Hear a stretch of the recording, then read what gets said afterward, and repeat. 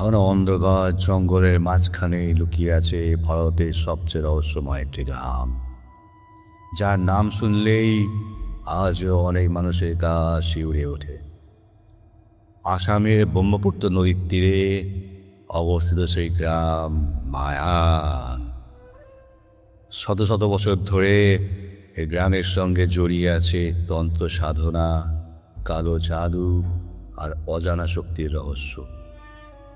লোকমুখে প্রচলিত আছে এই গ্রামের মানুষ শুধু তন্ত্রমন্ত্রই জানে না, তারা নাকি মানুষের মনকেও নিয়ন্ত্রণ করতে পারে, জীবিত মানুষকে পশুতে পরিণত করে, এমনকি মৃত আত্মাকেও ডেকে আনতে পারে। অনেক বছর আগে একদল পর্যটক কৌতূহলবশত এই গ্রামে ঢুকেছিল, কিন্তু তারা আর ফিরে আসেনি। আজও রাতে ঘন কুয়াশা নেমে আসে। মায়াং গ্রামের দিক থেকে নাকি শোনা যায় অদ্ভুত মন্ত্রপাঠ, আর মানুষের মতো কিন্তু মানুষের মতো নয়, এমন কিছু ভয়ঙ্কর চিৎকার।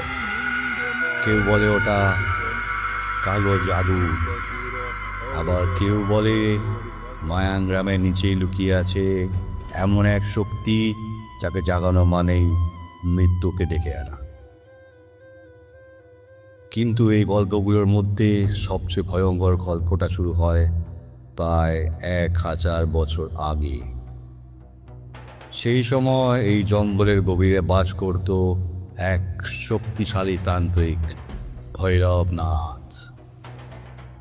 ক্ষমতার লোভে সে শুরু করেছিল এক নিষিদ্ধ তন্ত্র সাধনা। সে এমন এক যজ্ঞ যার উদ্দেশ্য ছিল অন্ধকার শক্তিকে জাগিয়ে তোলা।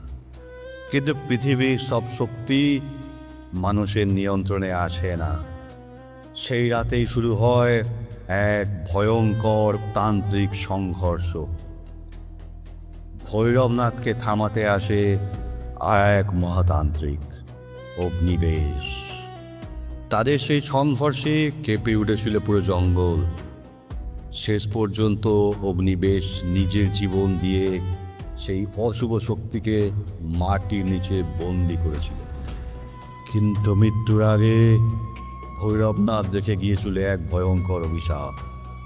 সে বলেছিল, একদিন এই অন্ধকার আবার জেগে উঠবে, আর তখন কেউ তাকে থামাতে পারবে না। শত শত বছর ধরে মানুষ এই গল্পকে শুধু রূপকথা বলেই মনে করে আসছিল, কিন্তু তারা জানতো না একদিন আবার সেই অভিশপ্ত জঙ্গলেই পা রাখতে চলেছে 4 জন তরুণ। আর সেই রাতেই শুরু হবে এমন এক ভয়ঙ্কর ঘটনা যা বদলে দেবে তাদের জীবন, আর হয়তো জাগিয়ে তুলবে 1000 বছরের অন্ধকার শক্তিকে। আজকের গল্প সেই রহস্যময় গ্রামের। গুয়াহাটি থেকে মায়াং যাওয়ার রাস্তা। একটা কালো স্করপিও গাড়ি দ্রুত গতিতে এগিয়ে চলেছে। গাড়ির ভিতরে বসে আছে 4 জন বন্ধু। অর্ণব, ইউটিউব ব্লগার, কলকাতাতেই তার বড় হওয়া। রুদ্র, নেশায় ফটোগ্রাফার, পেশায় ইঞ্জিনিয়ার। দীর্ঘদিন কলকাতার বাইরে থাকায় কথার মধ্যে একটা অবাঙালি টান রয়েই গেছে। মেঘলান, ইতিহাস গবেষক, সে প্রেততত্ত্ব নিয়েই গবেষণা করছে।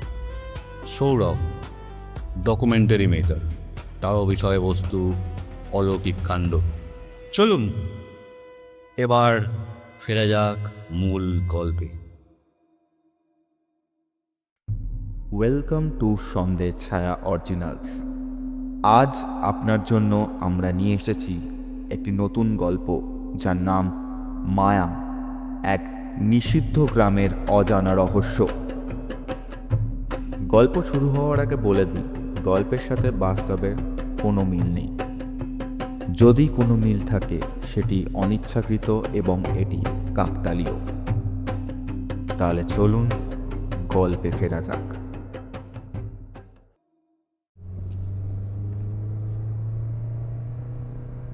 মা কামাক্ষার পুজো দিয়ে ফেরবার সময় অর্ণব উত্তেজিত গলায় বলে উঠল, হ্যালো গাইস, আজ আমরা যাচ্ছি ভারতের সবচেয়ে রহস্যময় গ্রাম মায়াং। এখানে নাকি কালো জাদু সত্যি সত্যিই করা হয়। যদিও অর্ণব জানতো না তার পূর্বপুরুষ কোনো সময় তন্ত্রবিদ্যার সঙ্গেই জড়িত ছিল। রুদ্র ক্যামেরা ঠিক করতে করতে বলল, যদি সত্যি কিছু একটা পাওয়া যায় তাহলে ভিডিওটা ভাইরাল হয়ে যাবে ভাই। নিকলা একটু চিন্তিত গলায় বলল, তোরা মজা করছিস, কিন্তু ইতিহাসে মায়াং নিয়ে অনেক অদ্ভুত ঘটনা লেখা আছে জানিস। এখানে নাকি মানুষকে সম্মোহন করে অদৃশ্য করে দেওয়া হতো। হঠাৎ ড্রাইভিং সিটে থাকা সৌরভ বলে উঠল, এই তোরা চুপ কর না, ওই দেখ ওই দেখ, রাস্তার পাশে ওই বুড়ো লোকটাকে দেখছিস? সবাই তাকাল। রাস্তার ধারে দাঁড়িয়ে আছে এক বৃদ্ধ। তার চোখ দুটো অদ্ভুতভাবে জল করছে। গাড়ি থামালো সৌরভ। বৃদ্ধ ধীরে ধীরে গাড়ির কাছে এসে বলল, তোমরা কি মায়াং গ্রামে যাচ্ছ? আসলে আমরা একটা ডকুমেন্টারি বানাতে যাচ্ছি। বৃদ্ধের মুখের হাসি মুহূর্তেই মিলিয়ে গেল। ওই গ্রামে যেও না, যে যায় সে আর আগের মতো ফিরে আসে না। দাদু, এসন দিয়ে আমাদের ভয় দেখাতে পারবেন না। ভয় দেখাচ্ছি না, শুধু সতর্ক করছি। তারপর সেই বৃদ্ধ হঠাৎ এক অদ্ভুত ভাষায় কিছু মন্ত্র পড়তে লাগল। পরের মুহূর্তেই গাড়ির চারপাশে হঠাৎ করে ঘন কুয়াশা নেমে এলো। আরে কি মুশকিল, এত কুয়াশা হঠাৎ কোথা থেকে এলো? কি হলো ব্যাপারটা বুঝতে পারলাম না তো। যখন কুয়াশা একটু পাতলা হলো, বৃদ্ধটা আর সেখানে নেই। ওটা কি মানুষ ছিল নাকি অন্য কিছু? গাড়ির ভিতরে হঠাৎ ঠান্ডা বাতাস বইতে লাগলো। রুদ্র ক্যামেরা চেক করতে গিয়ে হঠাৎ চিৎকার করে উঠল, এ ভাই, এদিকে দেখ, ক্যামেরায় কি ধরা পড়েছে। সবাই তাকালো স্ক্রিনের দিকে। ভিডিওতে দেখা যাচ্ছে বৃদ্ধটা গাড়ির পাশে দাঁড়িয়ে নেই। সে দাঁড়িয়ে আছে গাড়ির ঠিক পিছনে, কিন্তু তার পা মাটিতে নেই, আর তার চোখ পুরোপুরি কালো। আমরা কি তাহলে ভুল জায়গায় চলে এসেছি? ঠিক তখনই সামনে দেখা গেল একটা ভাঙা সাইনবোর্ড, আর তাতে লেখা, ওয়েলকাম টু মায়াং। কিন্তু বোর্ডের নিচে রক্তের মতো লাল রঙে কেউ যেন লিখে রেখেছে, এখানে যারা আসে আর তারা ফিরে যায় না। আর ঠিক তখনই জঙ্গলের ভিতর থেকে ভেসে এলো একটা ভয়ঙ্কর মন্ত্রপাঠের শব্দ। গাড়ি ধীরে ধীরে গ্রামের ভেতর ঢুকলো। রাত তখন প্রায় 10টা। চারিদিকে খুটখুটে অন্ধকার, এক অদ্ভুত নীরবতা। না কোনো কুকুরের ডাক, না কোনো মানুষের কথা, না কোনো আলো। এই গ্রামটা এত নির্জন কেন রে? রুদ্র আবার ক্যামেরা চালু করে বলল, এটাই তো চাই, যত বেশি রহস্য তত বেশি ভিউ। হঠাৎ তারা দেখলো দূরে একটা কুঁড়ে ঘর। সেখান থেকে ক্ষীণ একটা আলো বেরোচ্ছে। চল ওখানে গিয়ে দেখি কেউ আছে কিনা। ওরা চারজন গাড়ি থেকে নেমে হাঁটতে শুরু করলো। জঙ্গল থেকে আসছে একটা স্যাঁতস্যাঁতে গন্ধ। মাটিতে ছড়িয়ে আছে শুকনো পাতা। হঠাৎ কর্মর কর্মর শব্দ। মনে হলো কেউ যেন পায়ের নিচে ডাল ভাঙছে।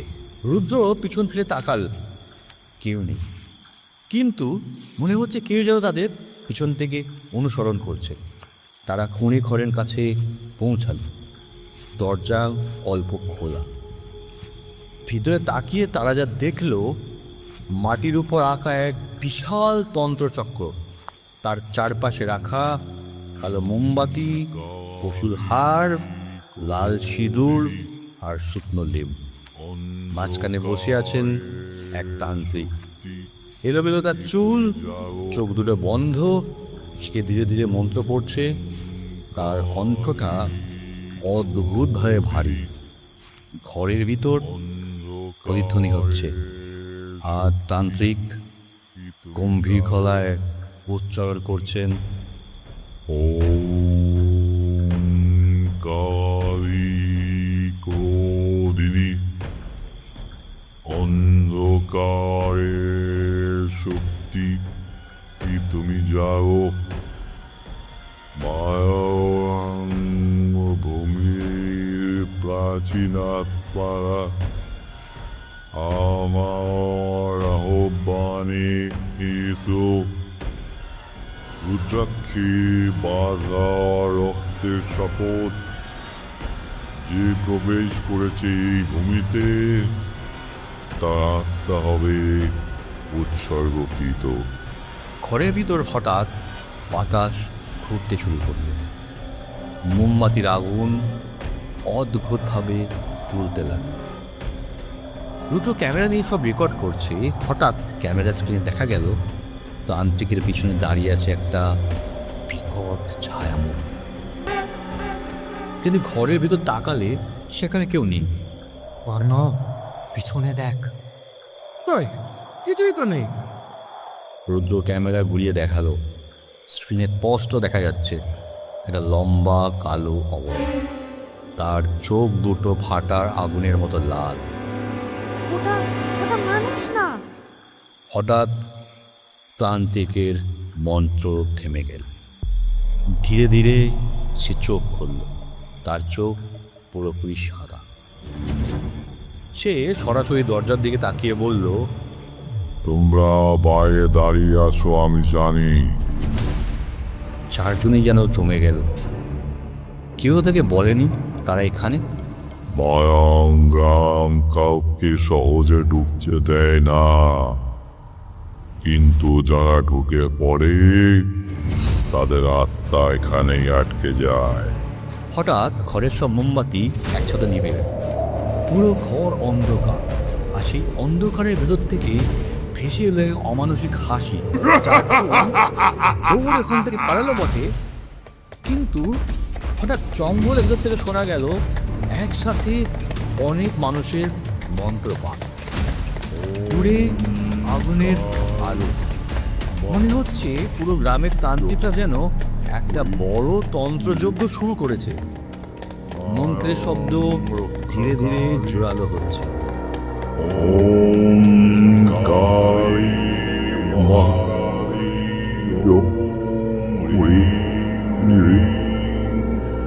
মায়াং রক্ষাকারী, রক্তের আহ্বানে আত্মারা জাগো। ভাই, এক্ষুনি আমাদেরকে এখান থেকে চলে যেতে হবে। কিন্তু ঠিক তখনই জঙ্গলের অন্ধকার থেকে দেখা গেল তাদের দিকে হাঁটছে ডজন ডজন ছায়ামূর্তি, আর প্রত্যেকের চোখ লাল আগুনের মতো জ্বলছে। ওরা বুঝতে পারে না কি করবে। চারজন পরস্পরের হাত ধরে দাঁড়িয়ে। জঙ্গলের ভেতর থেকে আসা মন্ত্রপাঠের শব্দ যেন ক্রমশ কাছে আসছে। চার বন্ধুর বুকের ভিতর থুকপুক শব্দ যেন নিজেরাই শুনতে পাচ্ছে। চারিদিকে ঘন কুয়াশা, চাঁদের আলো গাছের ফাঁক দিয়ে পড়ে মাটিতে অদ্ভুত ছায়া তৈরি করছে। শুনছিস, দূর থেকে ভেসে আসছে ডোলের শব্দ। তার সাথে মিশে আছে একসাথে অনেক মানুষের গলা। জাগো জাগো জাগো। এটা এটা কোনো সাধারণ পুজো নয়, এটা তান্ত্রিক যজ্ঞ। আমরা এত দূর যখন এসেছি তাহলে এখন পিছিয়ে গেলে হবে না। যদি এটা রেকর্ড করতে পারি। তার কথা শেষ হওয়ার আগেই হঠাৎ একটা দমকা বাতাস বইতে লাগল।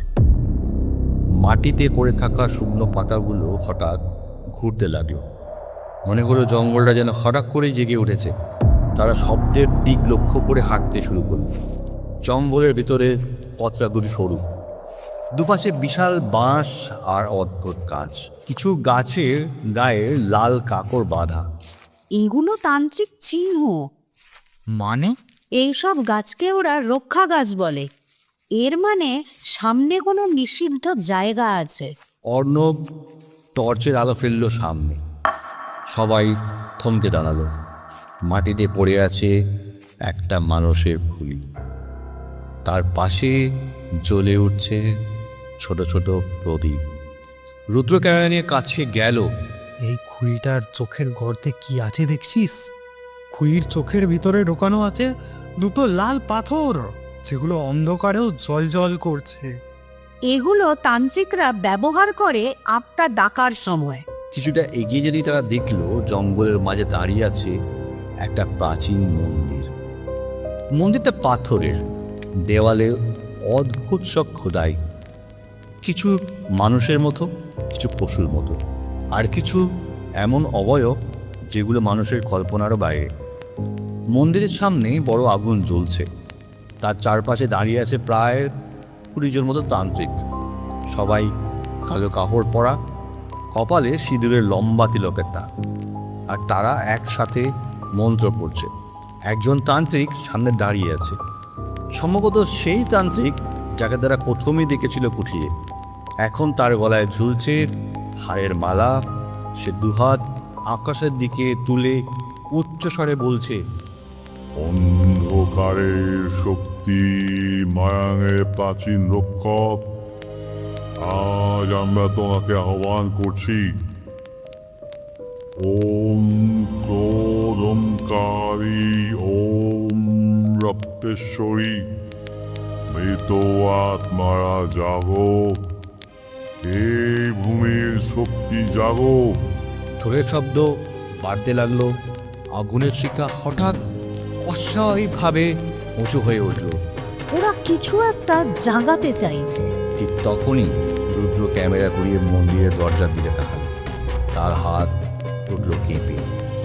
মন্দিরের দরজার সামনে বাধা আছে একজন মানুষ। সেই লোকটি অচেতন, তার সারা গায়ে মাখানো লাল সিঁদুর। ওটা বলি, মানে তান্ত্রিক যজ্ঞে কখনো কখনো মানুষকেও উৎসর্গ করা হয়। হঠাৎ চারিদিকে বাতাস ঘুরপাক খেতে লাগলো। আগুনের শিখা হঠাৎ সবুজ রং ধারণ করলো। তান্ত্রিকরা আরো জোরে মন্ত্র পড়তে লাগলো। মাঙের অন্ধকার দেবতা, রক্তের মাধ্যমে জাগো, এই দেহ তোমায় উৎসর্গ। মাটিতে আঁকা তন্ত্রচক্র হঠাৎ লাল আলোতে জ্বলতে শুরু করেছে। মন্দিরের ভেতর থেকে ভেসে এলো এক গম্ভীর গর্জন। মনে হলো যেন মাটির নিচে কিছু একটা নড়ে উঠেছে। হঠাৎ রুদ্রের ক্যামেরা নিজে নিজেই বন্ধ হয়ে গেল। সে আবার চালু করলো। স্ক্রিনে যা দেখলো, সবাইয়ের শরীর ঠান্ডা হয়ে গেছে। ক্যামেরা দেখা যাচ্ছে 4 জনের পিছনেই দাঁড়িয়ে আছে এক বিশাল ছায়া, কিন্তু তারা পিছনে যখন তাকালো কেউ নেই। ওটা আমাদের পিছনেই আছে। ঠিক তখনই মন্দিরের ভেতর থেকে একটা বিকট চিৎকার শোনা গেল। মাটিতে ফাটল ধরতে শুরু করলো, আর সেই ফাটলের ভেতর থেকে ধীরে ধীরে বেরিয়ে আসছে কিছু একটা, যার চোখ দুটো জ্বলছে লাল আগুনের মতো। মন্দিরের সামনে আগুনের শিখাও হঠাৎ আরও উঁচু হয়ে উঠল। ঢোলের শব্দ যেন জঙ্গলের নীরবতাকে ছিঁড়ে ফেলেছে। তান্ত্রিকদের কণ্ঠ একসাথে গর্জে উঠল,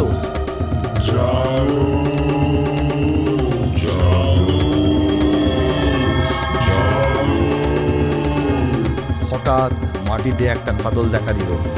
প্রথমে ছোট, তারপর সেটা বাড়তে বাড়তে আরো বড় হতে লাগলো। মাটির ভিতর থেকে যেন কোনো এক বিশাল শক্তি চাপ দিচ্ছে। ওরা সত্যি কাউকে একটা জাগাচ্ছে। রুদ্র ক্যামেরা ধরে কাঁপা গলায় বলল, সব কিছু রেকর্ড হচ্ছে, কিন্তু আমার মনে হচ্ছে আমরা ভুল করছি কোথাও একটা। অর্ণব চোখ, তার চোখ মন্দিরের দিকে। ঠিক তখনই মাটির ফাটল থেকে ধীরে ধীরে বেরিয়ে এলো এক অদ্ভুত কালো ধোঁয়া।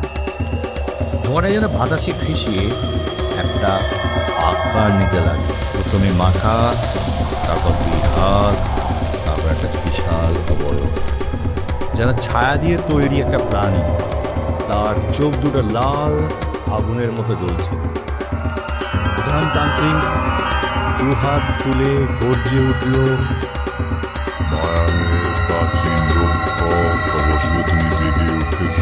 তারপর সে মাটিতে বাঁধা মানুষটার দিকে ইশারা করে বলল, এই প্রাণ তোমার নিমিত্তে উৎসর্গকৃত। না, ওরা সত্যিই বলি দেবে। হঠাৎ বাতাস এত জোরে বইতে লাগলো যে গাছগুলো প্রচণ্ড জোরে দুলে ওঠে। আগুনের শিখা খুন্ডির মতো ঘুরতে লাগলো।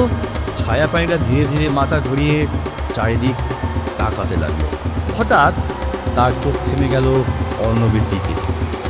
চারজনের শরীর জমে পাথর। মনে হলো যেন কোনো অদৃশ্য শক্তির বলে তারা আবিষ্ট হয়ে আছে। হঠাৎ ছায়া প্রাণীটা একটা বিকট গর্জন করে উঠল।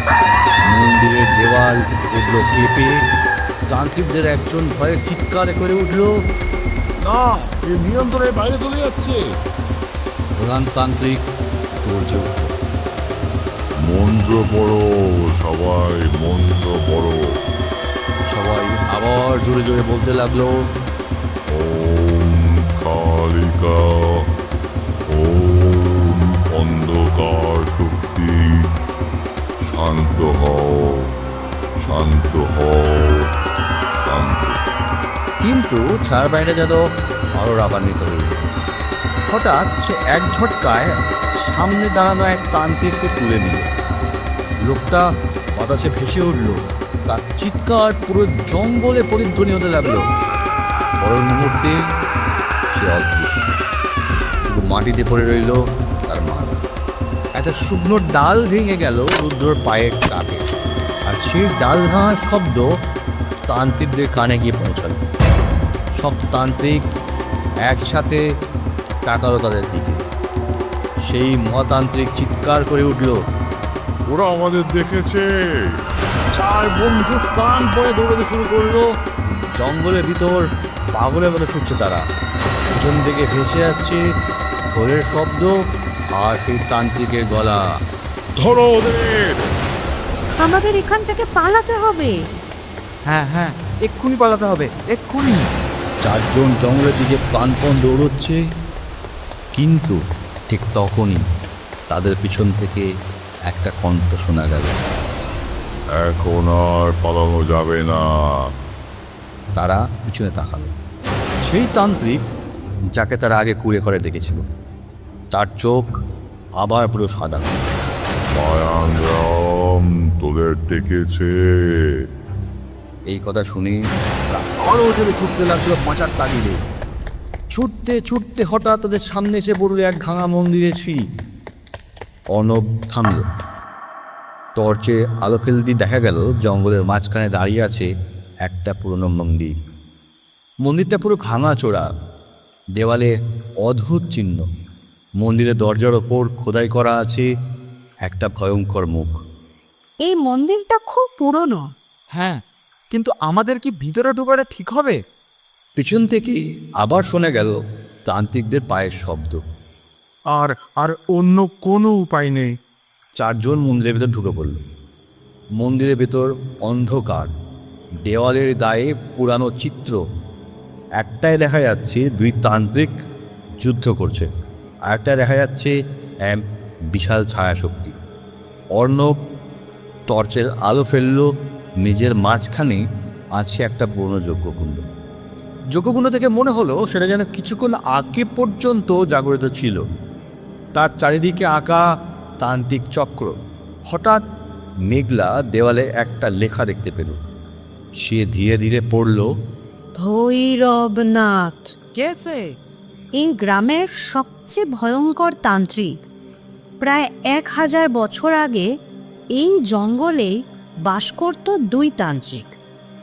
ভৈরবনাথ ছিল অদ্ভুত প্রতিভাবান তান্ত্রিক, কিন্তু তার মনে ছিল একটাই বাসনা, অমরত্ব।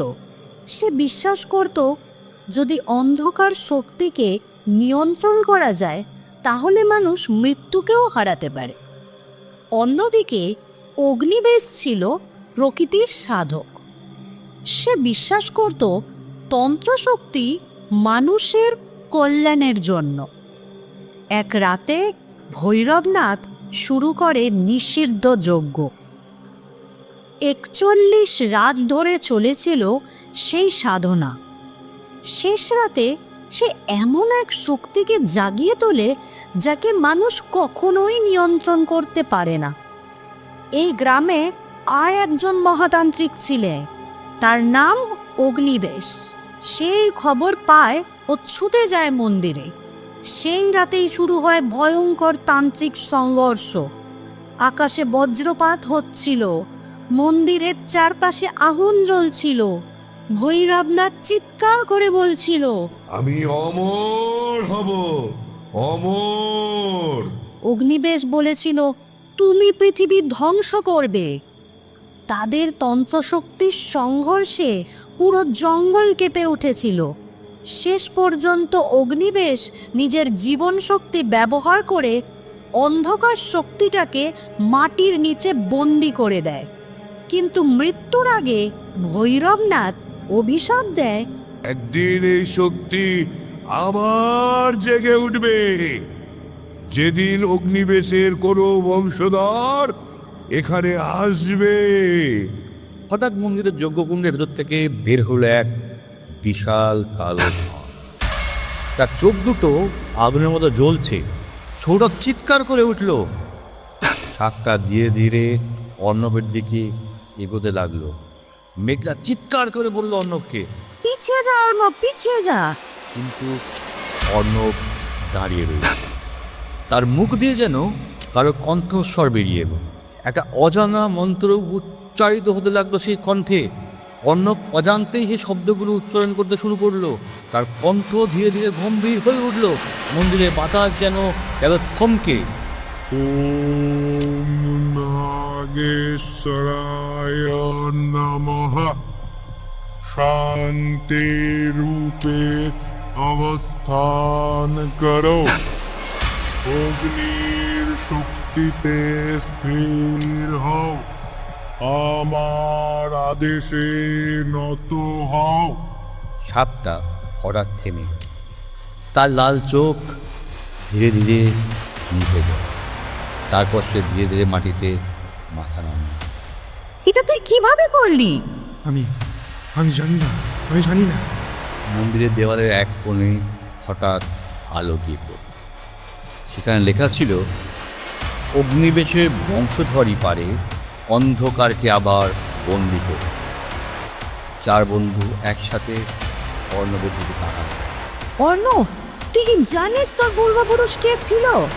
না, আমি কিচ্ছু জানি না এই বিষয়ে। বিশ্বাস কর আমার কিচ্ছু জানা নেই। মন্দিরের ভিতর তখন আবার শুরু হয়েছে সেই গম্ভীর শব্দ। মাটির নিচে বন্দি থাকা শক্তি ধীরে ধীরে জেগে উঠছে। আর সেই শক্তিকে থামানোর জন্য সম্ভবত একমাত্র মানুষ হলো অর্ণব।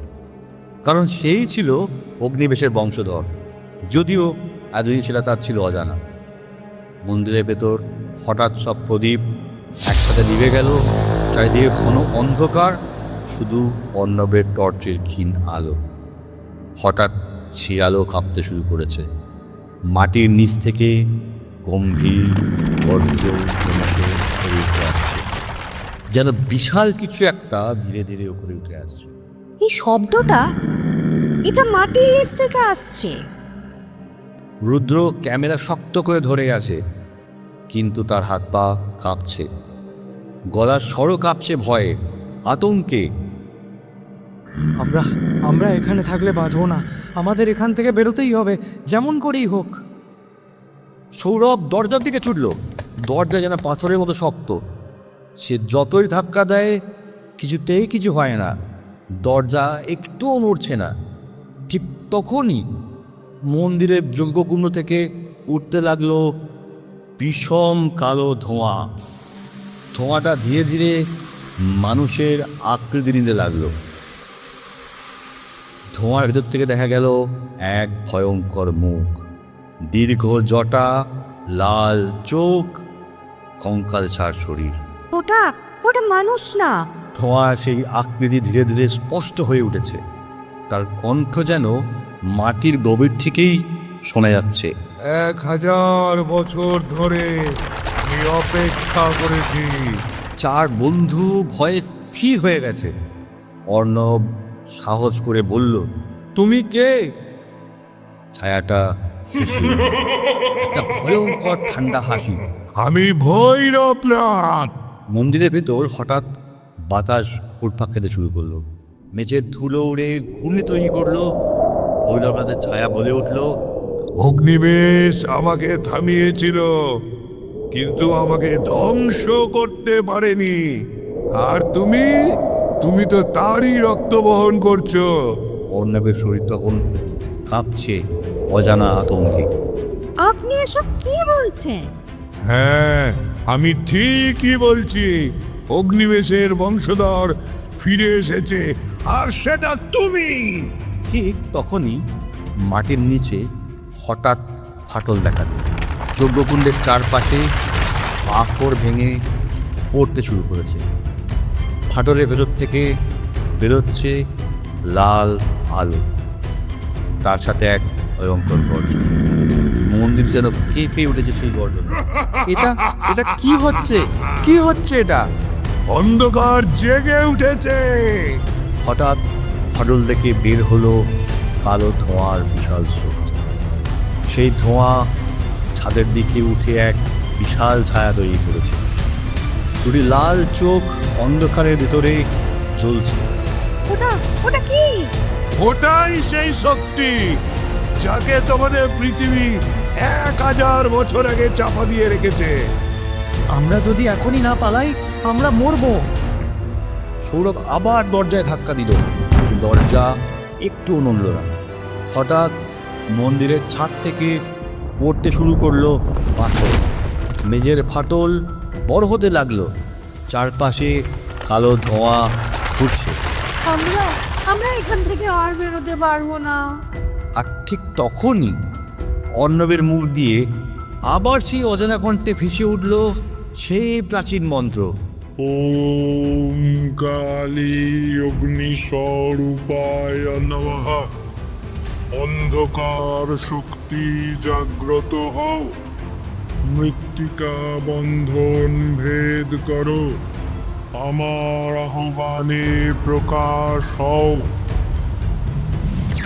মন্দিরের দেওয়ালে খোদাই করা চিহ্নগুলো হঠাৎ করে জ্বলতে শুরু করেছে। না, একটা উপায় আছে। সবাই তার দিকে তাকালো। আমার পূর্বপুরুষ অগ্নিবেশ এই শক্তিকে কিন্তু একবার বন্ধন করেছিলেন। তুই কি বলতে চাইছিস? আমাকেও সেটাই করতে হবে। মন্দিরের ভেতরে এখন ঝড় বইছে। ভৈরবনাথের ছায়া ধীরে ধীরে শক্তিশালী হচ্ছে। অন্ধকার শক্তি ছাদের দিকে ছড়িয়ে পড়েছে। চারিদিকে লাল আলোয় ভরে গেছে। অর্ণব যজ্ঞকুণ্ডের সামনে দাঁড়াল। তার চোখে যেন এক অদ্ভুত দৃঢ়তা। সে জানে যদি সে ব্যর্থ হয় তাহলে এই অন্ধকার শক্তি পুরো পৃথিবীতে ছড়িয়ে পড়বে। মন্দিরের ভেতরের পাথরের দেওয়াল কাঁপছে। যজ্ঞকুণ্ডের ভেতরে কালো আগুন জ্বলছে। অর্ণব ধীরে ধীরে যজ্ঞকুণ্ডের সামনে বসে পড়ে। তার চোখে এখন আর কোনো ভয় নেই, বরং এক অদ্ভুত দৃঢ়তা। তুই কি সত্যি এটা করতে পারবি? অর্ণব গভীর শ্বাস নিয়ে বলল, আমার মনে হচ্ছে আমি যেন আগেও এটা করেছি। ঠিক তখনই তার কণ্ঠ থেকে উচ্চারিত হতে লাগলো এক প্রাচীন তান্ত্রিকের কণ্ঠ, যেন বহু শতাব্দী আগে কেউ তাকে দিয়ে এই মন্ত্র বলাচ্ছে। অর্ণব মাটির ওপর আঙুল দিয়ে একটা তান্ত্রিক চক্র আঁকতে শুরু করলো। চারিদিকে রাখা হলো আগুনের প্রদীপ, নদীর জল, শুকনো ভেষজ পাতা। তুই এগুলো জানলি কিভাবে? আমি জানি না, কিন্তু আমার মনে হচ্ছে এগুলোই করা দরকার। হঠাৎ মন্দিরের ভিতর ভেসে উঠল সেই ভয়ঙ্কর হাসি। ভৈরবনাথের ছায়া ধীরে ধীরে বিশাল হয়ে উঠেছে। তার লাল চোখের আগুন দাউ দাউ করে জ্বলছে। অগ্নিবেশের বংশধর, তুমি কি ভেবেছো আমাকে আবার বন্দি করতে পারবে? মেঘলা ঘরে পিছিয়ে গেল, কিন্তু অর্ণব চোখ বন্ধ করে বসে আছে। সে ধীরে ধীরে মন্ত্র উচ্চারণ করতে শুরু করেছে। মন্দিরের বাতাস থমকে গেছে। অর্ণবের কণ্ঠ যত জোরে উঠতে লাগলো, যজ্ঞকুণ্ডের আগুন তত উঁচু হয়ে উঠতে লাগলো। ভৈরবনাথ ক্রোধে চিৎকার করলো, থামো! তুমি এই ভুলটা আর করো না। মন্দিরের চারপাশে ঝড় শুরু হয়ে গেল, পাথরের টুকরো উড়ে বেড়াতে লাগলো। মেঘলা সৌরভ দেওয়াল ধরে দাঁড়িয়ে আছে, রুদ্র চিৎকার করে বলছে, অর্ণব তাড়াতাড়ি কর। রক্ষা কবচ মন্ত্র পাঠ করতে লাগলো অর্ণব।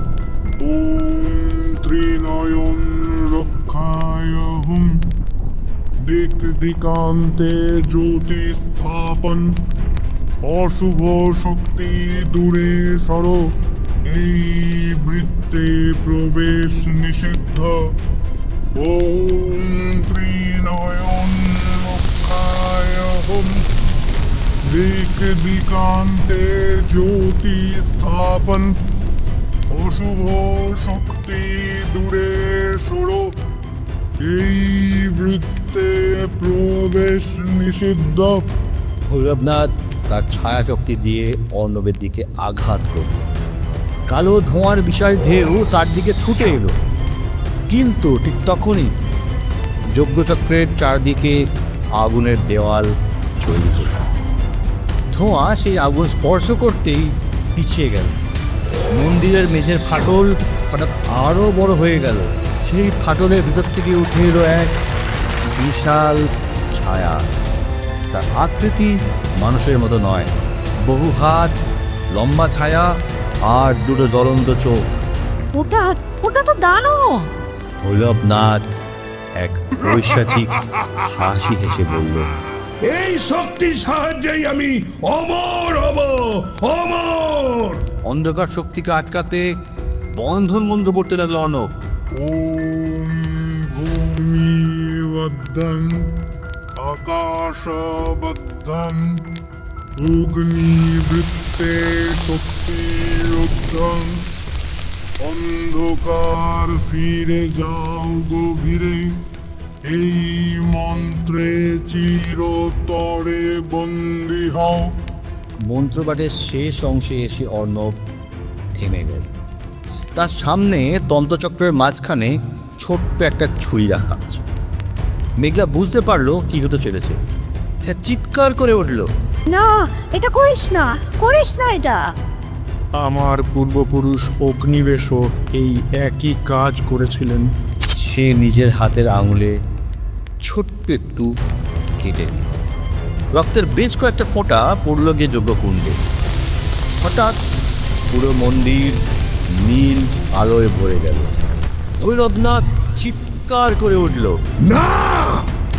অর্ণব শেষ মন্ত্র উচ্চারণ করতে লাগলো। ওম অগ্নিবেশায় শক্তি প্রণাম রক্তে জাগ্রত প্রাচীন ধাম অন্ধকার শক্তি নাশ হোক আলোয় ফিরে আসুক প্রাণ। মাটির নিচ থেকে উঠে এলো বিশাল এক আলোর বৃত্ত। সেই আলো ছায়া দানবকে ঘিরে ফেলল। দানবটা ভয়ঙ্কর গর্জন করতে লাগলো। ভৈরবনাথ মরিয়া হয়ে তাকে থামাতে চাইছে, কিন্তু আরও ধীরে ধীরে অন্ধকারকে নিচে টেনে নিয়ে যেতে লাগলো। মন্দির থরথর করে কেঁপে উঠেছে, পাথর ভেঙে পড়ছে, চার বন্ধু মাটিতে পড়ে গেছে। ভৈরবনাথের কণ্ঠে শোনা গেল প্রচণ্ড জোরে এক আকুতি, এই অভিশাপ শেষ হবে না, না হবে না, হতে পারে না। তারপর সব কিছু হঠাৎ নিস্তব্ধ। ভোরের আলো ধীরে ধীরে ছড়িয়ে পড়েছে জঙ্গলের ওপর। পাখিরা ডাকছে, বাতাসে আবার ফিরে এসেছে স্বাভাবিক নীরবতা। কয়েক ঘন্টা আগেও যে মন্দিরে তাণ্ডব চলছিল, এখন সেটা আবার নিস্তব্ধ। মাটির উপর ছড়িয়ে আছে ভাঙা পাথর, ছাই আর নিভে যাওয়া আগুনের দাগ। চার বন্ধু ধীরে ধীরে মন্দিরের বাইরে এসে দাঁড়ালো। সব শেষ, তাই তো? মেঘলা আকাশের দিকে তাকিয়ে দীর্ঘশ্বাস ফেলে বলল, হয়তো। কিন্তু অর্ণব চুপচাপ দাঁড়িয়ে আছে। তার চোখে যেন এখনো ঘুরছে সে রাতের ভয়ঙ্কর দৃশ্য।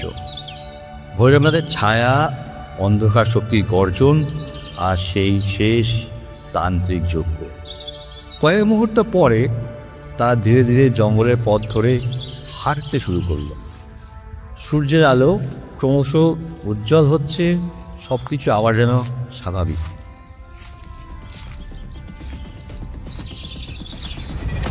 কিন্তু ঠিক তখনই ভাঙা মন্দিরের মেঝের নিচে গভীর অন্ধকারে একটা ক্ষীণ লাল আলো আবার জ্বলে উঠল, খুব অল্প সময়ের জন্য। আবার সেটা নিভেও গেল, যেন কেউ অথবা কিছু এখনও সেখানে অপেক্ষা করে আছে। সময়ের অপেক্ষা, কারণ কিছু অন্ধকার শক্তি কখনো পুরোপুরি শেষ হয় না, তারা শুধু ঘুমিয়ে থাকে আর অপেক্ষা করে পরবর্তী জাগরণের জন্য। শুনছিলেন মায়াং, এক নিষিদ্ধ গ্রামের অজানা রহস্য।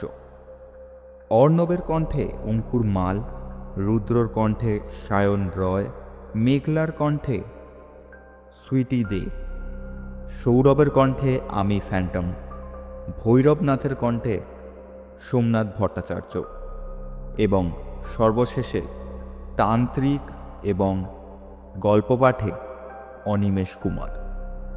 গল্পটি যদি ভালো লাগে গল্পটি অবশ্যই লাইক করবেন, প্রিয়জনদের সাথে অবশ্যই শেয়ার করবেন এবং আমাদের চ্যানেল সন্ধ্যের ছায়াকে সাবস্ক্রাইব করতে একদম ভুলবেন না। চলুন আজকের মতো এখানেই শেষ, আবার আসছি পরের সপ্তাহে আর একটি নতুন গল্প নিয়ে। ততক্ষণের জন্য ভালো থাকুন, সুস্থ থাকুন এবং ভয় পাওয়ার জন্য প্রস্তুত থাকুন। ধন্যবাদ।